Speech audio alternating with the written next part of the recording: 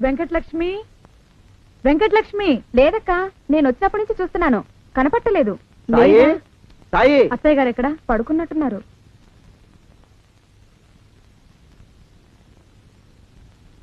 అత్తయ్య గారు, అత్తయ్య గారు. ఏమ్మా? వంట మనిషి ఎక్కడా? ఏ వంట మనిషి? అదే నేను పంపించిన ఆవిడ.